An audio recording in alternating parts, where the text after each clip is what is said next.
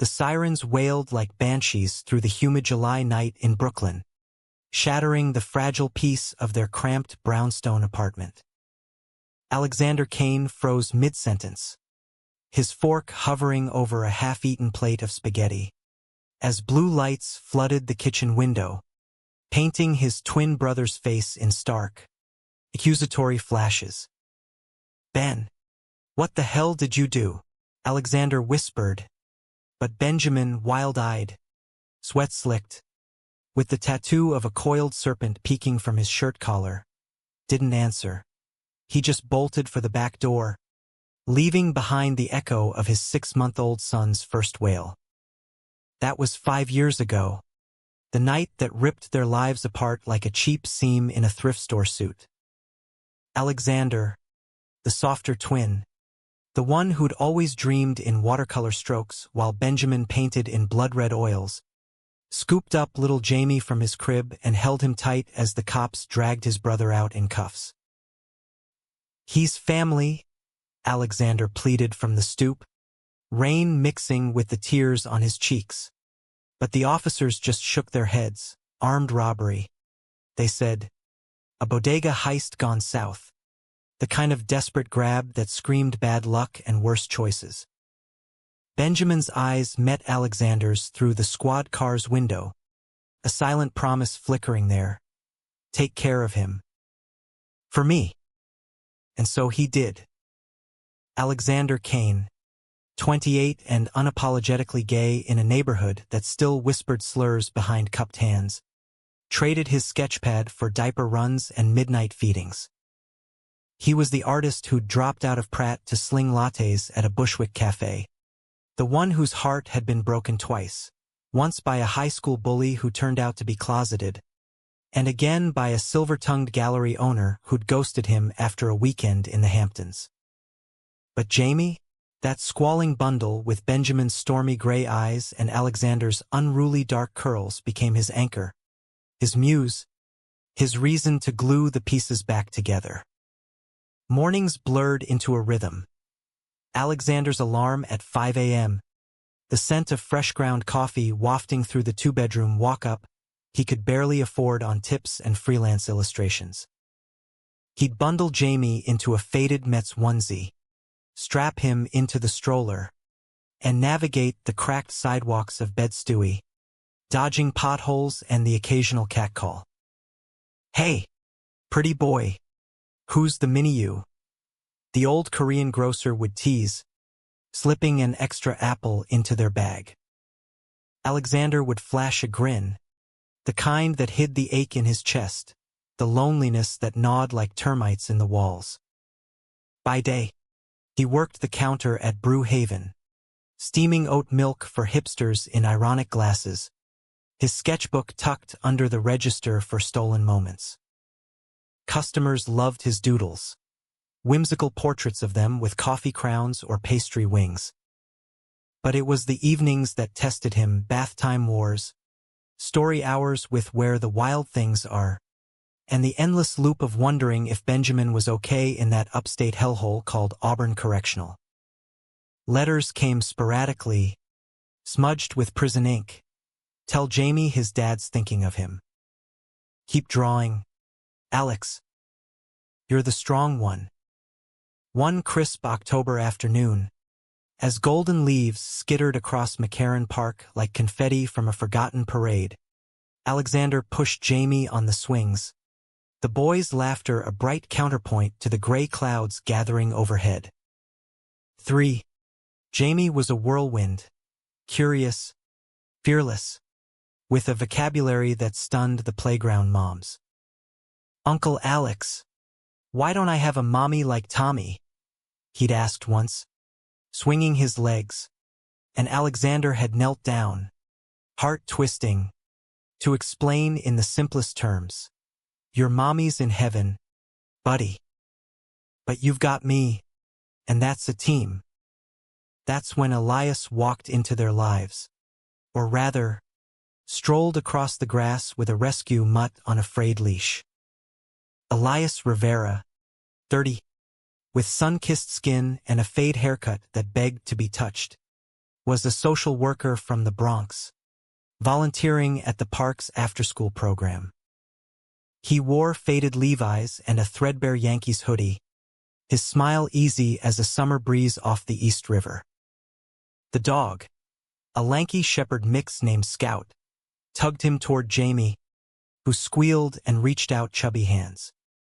"Easy there, champ," Elias laughed, scooping Jamie up effortlessly as the boy buried his face in Scout's fur.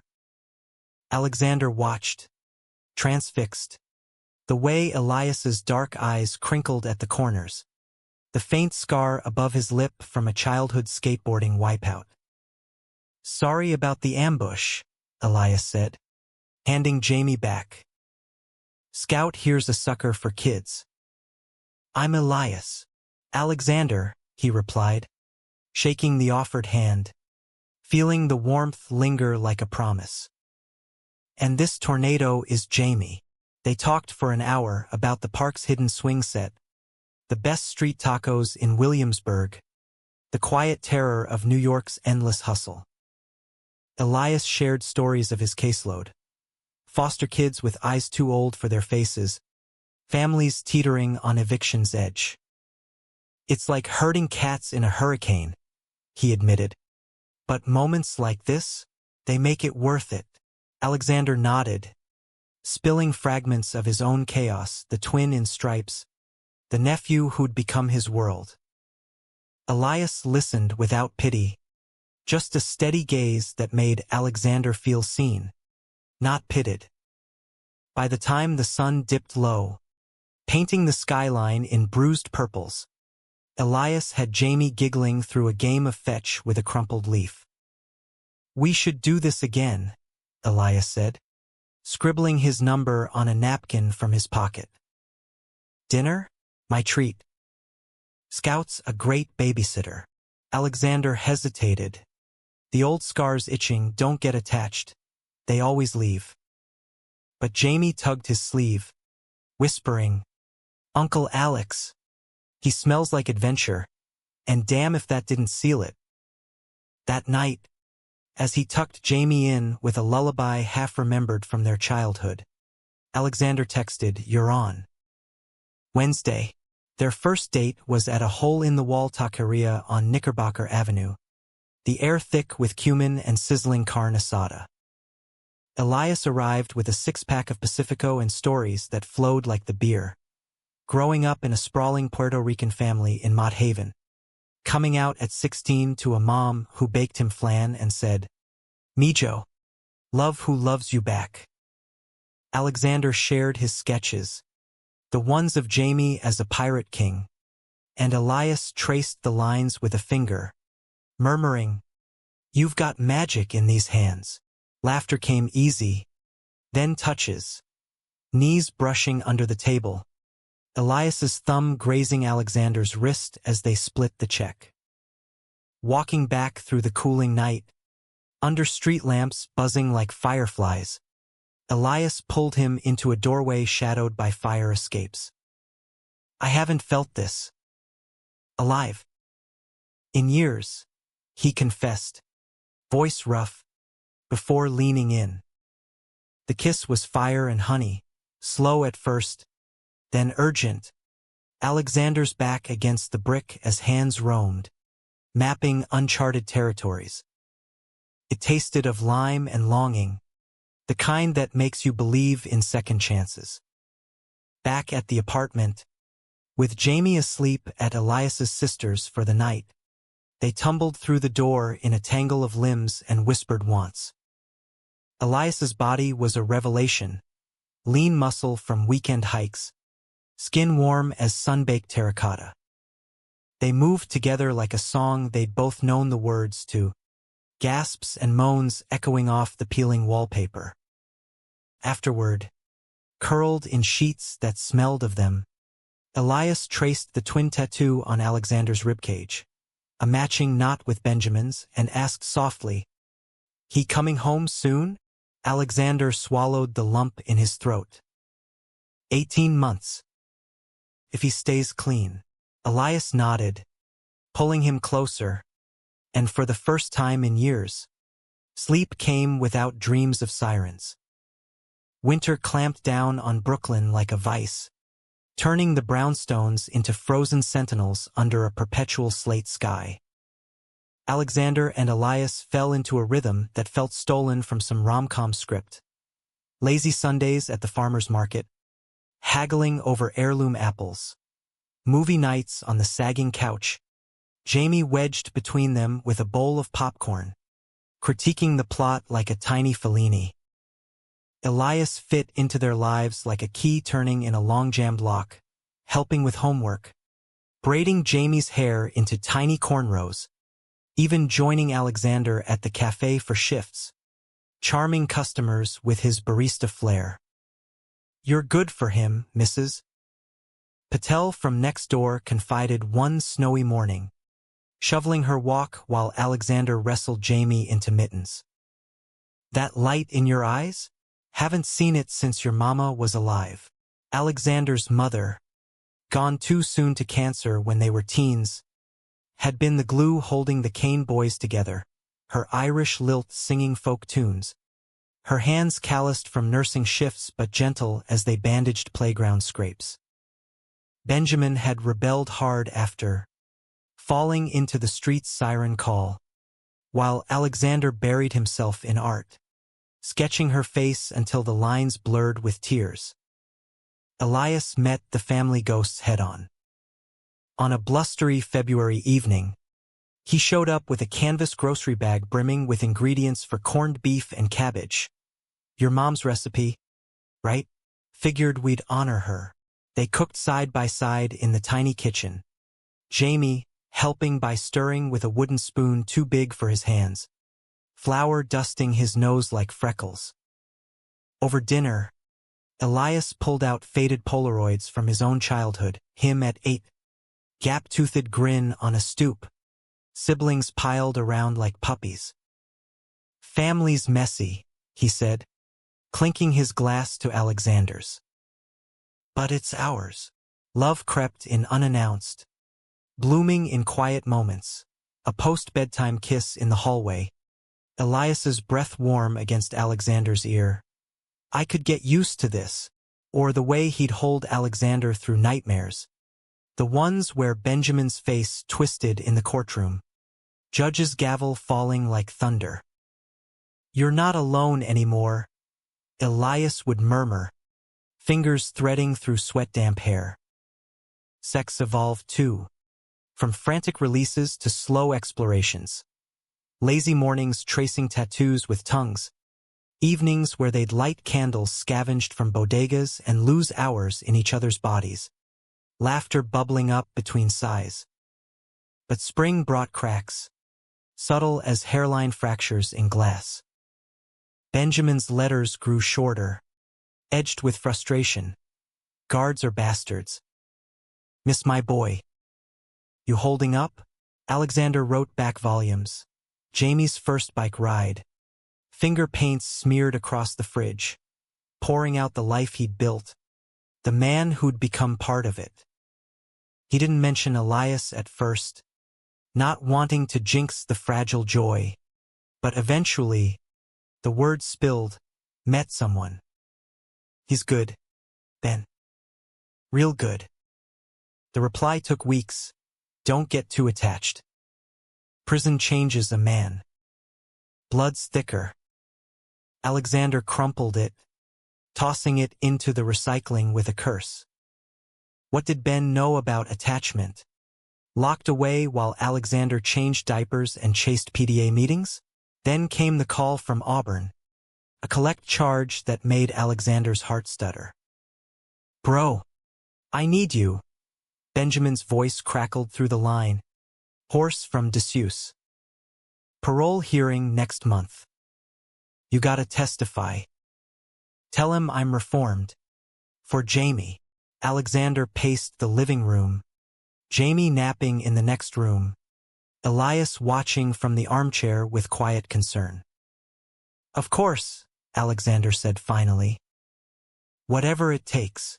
The hearing was in a sterile Syracuse courthouse, the air thick with bureaucracy and despair. Alexander drove up alone, leaving Jamie with Elias and a stack of Bluey episodes. He wore his best button down, the one Elias had ironed that morning with a kiss for luck. Facing the parole board, 3 stern faces behind a long oak table, Alexander spoke from the gut. Benjamin's remorse, the letters promising change, the void Jamie carried like a shadow. "He's my brother," he finished, voice steady. "And Jamie's father. Give him a chance to be that again." They granted it, 5 years supervised. Back to Brooklyn by summer. Driving home, Alexander blasted Springsteen, windows down, the thruway blurring into green streaks. Freedom, he thought.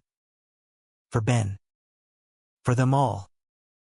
Elias threw a welcome-home barbecue in McCarran Park that June.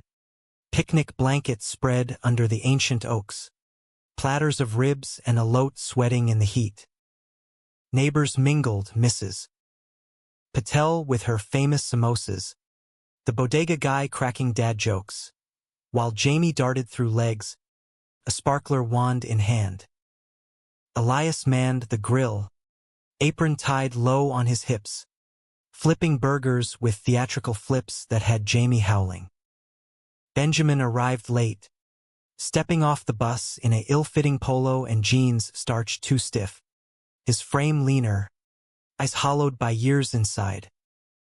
The serpent tattoo had faded, but the tension in his shoulders hadn't. Alexander spotted him first, waving from across the grass, heart pounding like a bass drum. "Ben!" Jamie yelled, breaking free and barreling into his father's legs.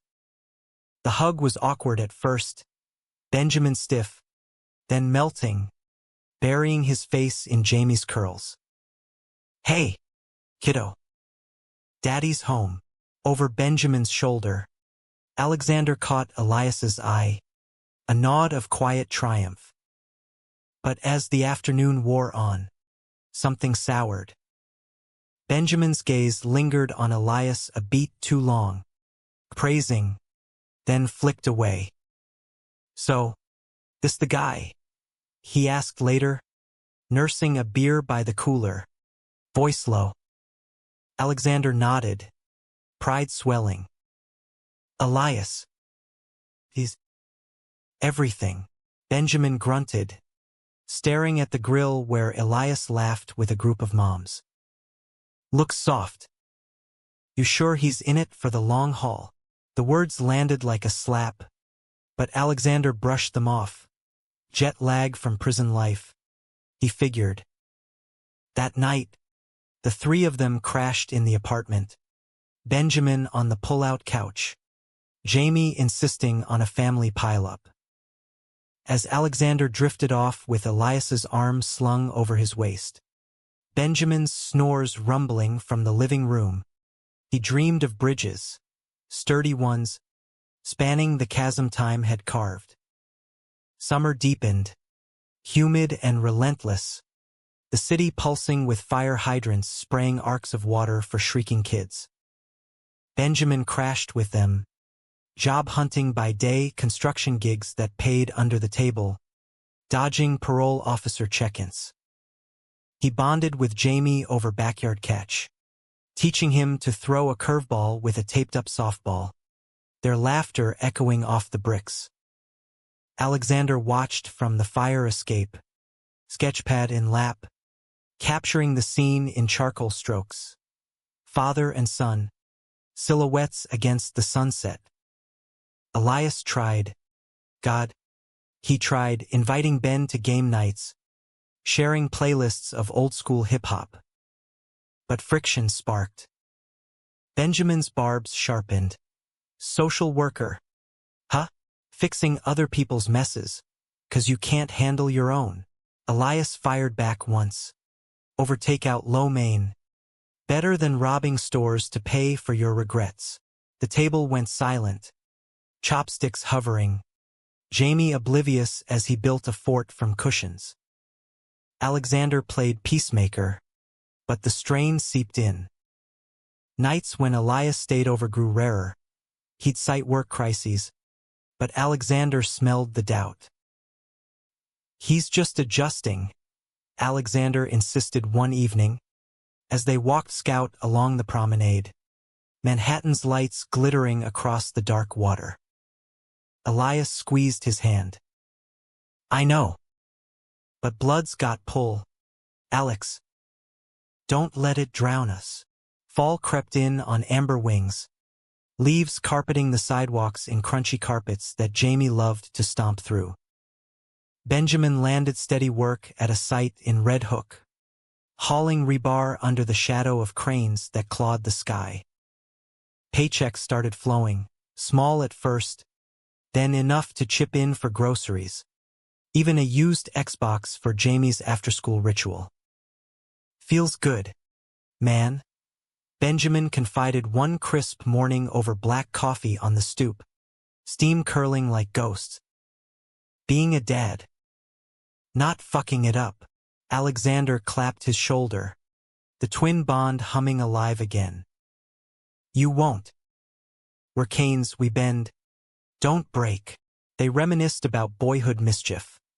Sneaking into Coney Island after dark, skinny dipping in the Atlantic, their mother's scoldings laced with reluctant giggles. For a moment, the prison years faded, replaced by the myth of unbreakable brothers. Elias, though, pulled back like a tide ebbing low. His shifts stretched late, texts turning curt, swamped with evictions. Rain check. Alexander filled the voids with double shifts at the cafe, sketching commissions for holiday cards, whimsical Santas with rainbow beards, elves in drag. Jamie noticed, curling into his lap one night with a furrowed brow. "Where's Elias?" He promised laser tag. Alexander forced a smile, ruffling the boy's hair. "Soon, champ." Grown-up stuff. The betrayal brewed slow, a storm cloud gathering mass. It started with a letter from Benjamin's old crew, the ones who'd scattered after the heist. "Need a favor, bro. Quick score. In and out. For old times." Alexander found it crumpled in the trash, Benjamin's handwriting scrawled on the envelope. Confrontation came over dinner. Spaghetti. Ironically, the same meal from that fateful night. "What the hell, Ben? You're on parole." Benjamin's fork clattered. "It's nothing. Just driving. Pays rent." His eyes darted, the serpent tattoo twitching with his pulse. Alexander's voice rose, Jamie fleeing to his room with hands over ears. "You think I raised him for this? To watch you spiral again?" Benjamin shoved back from the table, chair scraping like nails on chalkboard. "You? With your fairy tale boyfriend and your pretty pictures? You don't get the streets. Alex." The hunger. Elias arrived mid-shout, key turning in the lock like a lifeline. He took one look, the red faces, the tension thick as fog, and pulled Alexander into the bedroom, door clicking shut. "Breathe," he urged, hands framing Alexander's face. He's scared. Lashing out. They made love then, fierce and reclaiming, bodies slamming together in the dim lamplight. Elias's whispers a mantra. "I've got you. We're solid." But as Alexander shattered under him, release mingling with sobs, doubt wormed in. Was this love, or just a bandage on a gaping wound? Weeks blurred into a tense détente. Benjamin kept his nose clean, mostly, while Alexander buried himself in a new project, illustrating a children's book about two brothers, one bold, one gentle, adventuring through enchanted woods. Elias coaxed him out for dates, rooftop picnics under the harvest moon, where they'd lie on a quilt, tracing constellations and each other's scars. "Marry me, Elias murmured one night, breath feathering Alexander's neck. Not a ring, just words, heavy with intent. Alexander's heart soared, yes, tumbling out like a prayer. But paradise fractured on a sleety November eve. Alexander came home early from a gallery drop-off, arms laden with Thai takeout, Jamie at a playdate. The apartment hummed with voices, low, urgent, from the kitchen. He froze in the doorway. Benjamin and Elias, heads bent close over the table, a manila envelope between them thick with cash. Benjamin's hand on Elias's arm, not aggressive, but intimate. Too intimate. What the fuck? The bags hit the floor, pad thai splattering like bloodless wounds. They sprang apart, guilt etching their faces. Elias reached first. Alex, it's not. But Benjamin cut in, voice flat. He came to me. Said he needed help.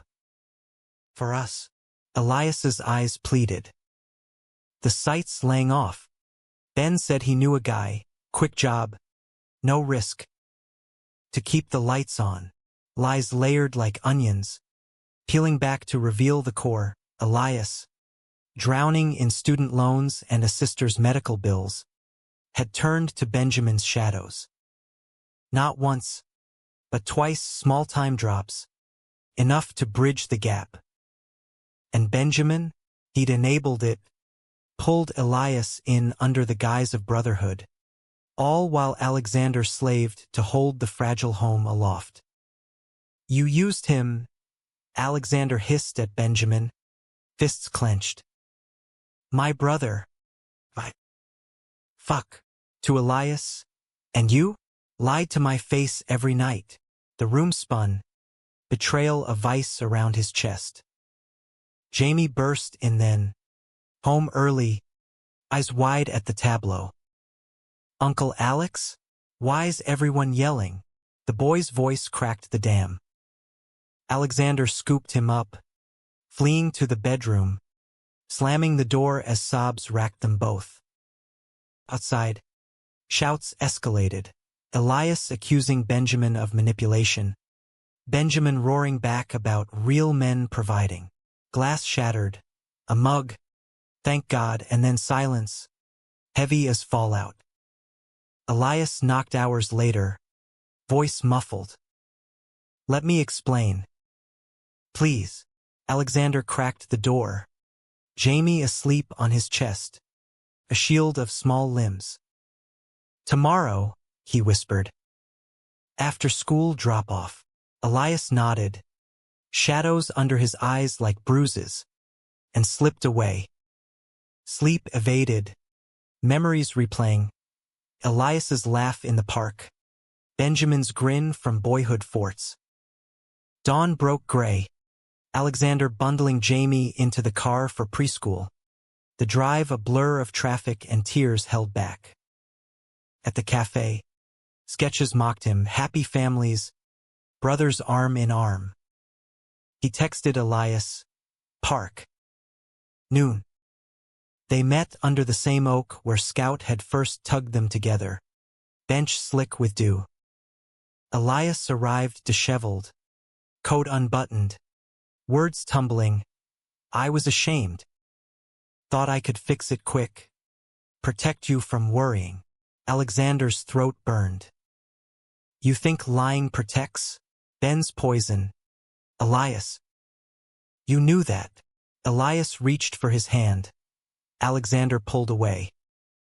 I love you, Elias choked. Still do. Then choose, Alexander said. Voice steel. Us. Or the shadows. Elias's silence stretched. Then, I can't lose my family either. My sister. The excuse hung, flimsy as wet paper. Alexander stood, the wind whipping his coat like wings. You already have. He walked away, the park's laughter a cruel underscore, heart fracturing with each step. Back home, Benjamin waited on the stoop, nursing a black eye from whatever bar brawl he'd chased after the fight. "He told you," Benjamin stated. Not a question. Alexander nodded, sinking beside him, the twin link a tether in the storm. "Why'd you drag him in, Ben?" "After everything." Benjamin lit a cigarette, smoke curling like regrets. "Saw myself in him. Trying to be the hero. Thought I could show him the ropes without the fall." A bitter laugh. "Fucked that up. Ha!" For the first time, vulnerability cracked his armor, tears tracking through stubble. "I envy you, Alex. That heart of yours." Mine's rusted shut. They sat in silence, the city humming around them, brothers once more in the wreckage. December descended like a velvet curtain, blanketing Brooklyn in twinkling lights and the sharp tang of pine from sidewalk vendors. Alexander moved through the days on autopilot, preschool runs, cafe shifts, bedtime stories laced with forced cheer. Jamie sensed the shift, his questions sharper. "Where's Elias? Is Daddy mad again?" And Alexander's answers grew thinner, stitched with half-truths. The apartment echoed emptier, Elias's hoodie still draped over a chair like a ghost, Scout's leash coiled by the door. Benjamin stepped up, in his gruff way, cooking breakfasts of scrambled eggs and burnt toast, ferrying Jamie to hockey practice on a frozen pond in Prospect Park. "You're a natural, Uncle, the boy would say, skates dangling from his backpack, and Alexander would ruffle his hair, hiding the hollow in his chest. Holidays loomed, a minefield of traditions. Their mother's Christmas Eve cookies, now baked solo in a kitchen that smelled of loss. The gallery show was Alexander's lifeline, a solo exhibit at a tiny Williamsburg space, his brother book finally bound in leather, pages alive with ink and heartache. Titled Twin Flames, it chronicled their saga, boyhood escapades in vibrant watercolors, prison bars in stark blacks, Jamie as a beacon of gold. Elias's influence lingered in the lovers' vignettes, two figures entwined under starlit bridges, tender and unbroken. Opening night buzzed. Critics in black turtlenecks sipping cheap Merlot, neighbors toasting with plastic flutes. Benjamin showed, scrubbed clean in a borrowed blazer, Jamie perched on his hip like a trophy. "Proud of you, bro," he murmured, clinking glasses, his eyes scanning the crowd with old habits. Alexander spotted Elias across the room first, leaning against a beam, Scout at his feet, gaze locked like a heat-seeking missile. Heart lurching, Alexander excused himself, weaving through admirers to the back alley for air. Elias followed, the door creaking shut behind him. Snow flurried soft, street lamps haloing his silhouette. "The book's incredible," he started, breath fogging. "You captured us." Before, Alexander leaned against the brick, cold seeping through his shirt. "Before you chose easy over honest." Elias winced, stepping closer. "I was wrong. Quitting the side gigs, talking to my PO about legit aid. For you. For us." The plea hung, fragile as the flakes melting on Alexander's lashes. "Too late," he whispered, but his body betrayed him, leaning in as Elias cupped his jaw, thumb brushing a tear. The kiss was desperation, salty, searching, hands fisting coats as the world narrowed to mouths and memories. They broke apart gasping, foreheads pressed. "Come home," Elias begged. "Jamie misses you." "I miss you." Inside, the pull sharpened. Benjamin watched from the entrance, jaw tight, Jamie oblivious as he finger-painted on an exhibit postcard. The night ended in fractured harmony. Benjamin crashing early, Alexander and Elias stealing to the rooftop, wrapped in a shared blanket, city lights sprawling below like a promise. "We'll rebuild," Elias vowed, fingers interlaced. Slower this time, January thawed the betrayal's ice, but not without floods. Elias moved back in, tentatively, his books on the shelf, Scout's bed reclaimed. Mornings found them tangled in bed, Jamie's giggles announcing cartoons. Benjamin kept distance, bunking with a work buddy in Gowanus, visits cordial but clipped. "Don't fuck it up again," he warned Alexander over beers at a dive bar, neon buzzing open like a dare. "He's got one foot out the door," doubt festered. Whispers from the cafe, a customer mentioning Elias's late nights, eyes sympathetic. Alexander ignored them, pouring into sketches of reconciliation, brothers clasping hands over a chasm bridged by Jamie's smile. But the climax brewed in a parole violation report, slipped under the door like a serpent's tongue. Benjamin's prints on a warehouse drop, Elias's car nearby on CCTV. Confrontation exploded in the living room, Jamie at school, the air electric with fury. Alexander waved the papers, voice shattering. "You swore, both of you," Elias paled. "It was one time Ben needed backup, I thought." Benjamin stormed in unannounced, face thunderous. "You think I'd let him drown? Family first." Punches flew, Benjamin's fist glancing Elias's jaw, Alexander shoving between them, ribs cracking against the coffee table. "Stop! For Jamie!" The boy burst through the door then, backpack swinging, eyes wide at the chaos. Blood on Elias's lip, a cut. Not deep. Furniture askew like a tornado's wake. He wailed, collapsing into Alexander's arms, the sound gutting them all. Silence fell, broken only by sobs. Benjamin knelt first, gathering Jamie close. "Daddy's sorry, but we all are." Elias nodded, dabbing his lip with a dish rag, voice hoarse.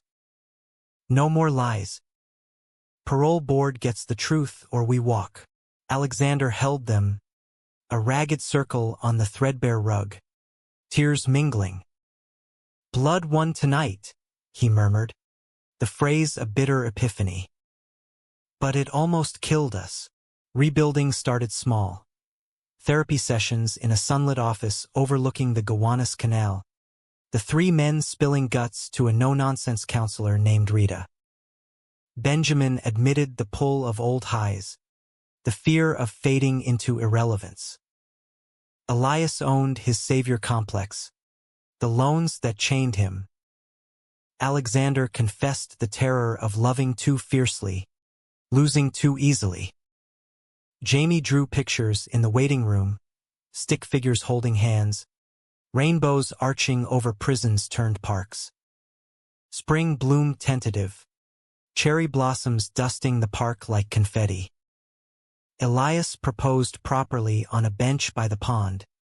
"Ring simple silver with a sapphire chip, for your artist's eye." Alexander said yes, slipping it on with trembling fingers. Jamie cheering as Scout barked approval. Benjamin officiated the backyard wedding in June, borrowed suit straining at the seams, vowing them in a voice rough with emotion. "Keep each other honest. And call me when shit hits. I'm here now."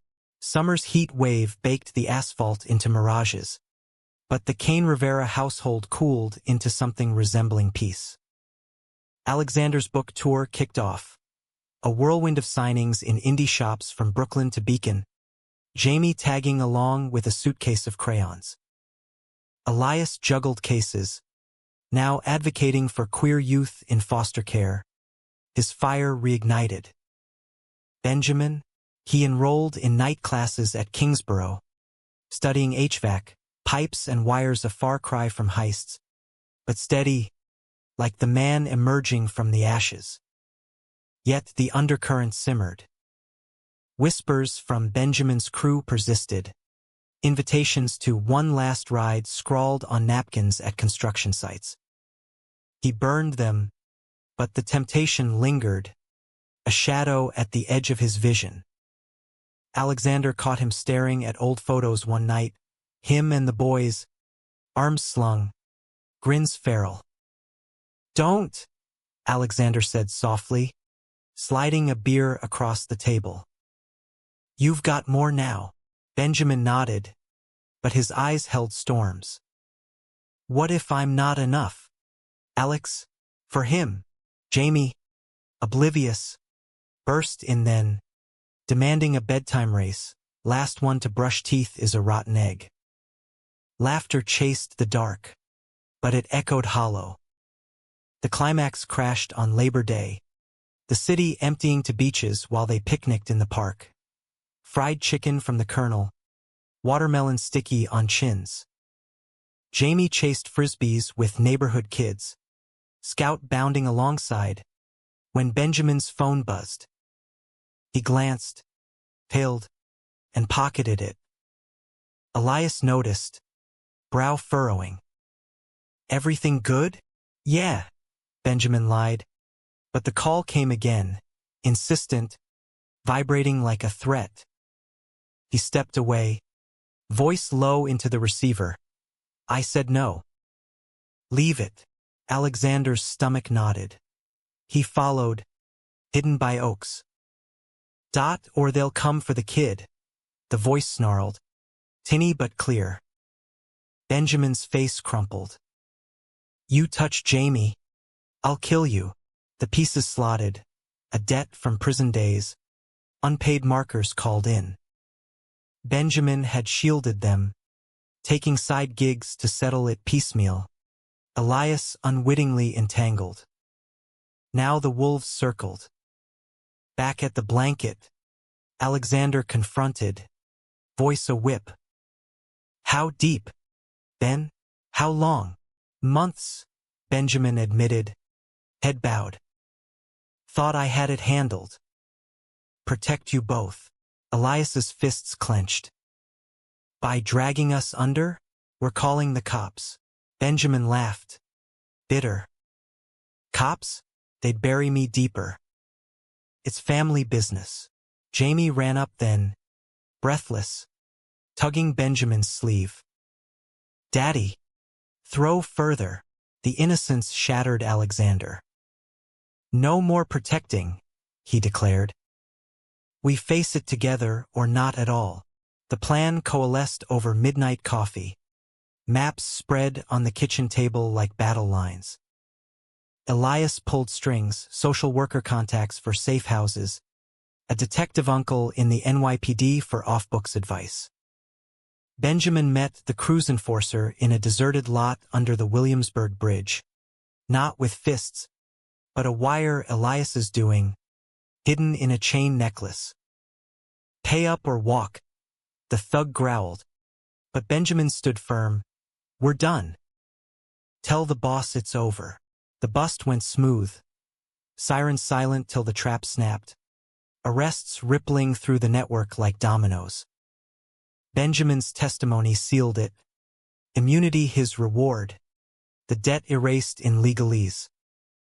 Back home, dawn breaking pink over the skyline. They collapsed in the living room, exhausted, alive. Jamie, roused by the commotion, piled on with yawns and cuddles. "Bad guy's gone," he mumbled. Benjamin kissed his forehead. "Yeah, but heroes won." Fall deepened the bonds. Scars fading to stories told over Thanksgiving turkey, Rita the therapist joining, her toast to messy miracles drawing laughs. Alexander's exhibit traveled to MoMA PS1, A queer art showcase that packed the house, Elias beaming from the front row.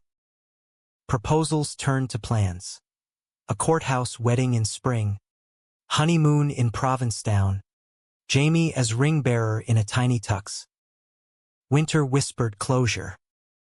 On a snowy Christmas Eve, they gathered in the brownstone, string lights twinkling, a Charlie Brown Christmas on low, exchanging gifts wrapped in newsprint. Benjamin handed Alexander a small box. Inside, a sketch pad, leather-bound, their twin tattoo embossed on the cover. "For the next chapter," he said gruffly. Elias gifted Jamie a locket with photos, 3 faces, 3 promises.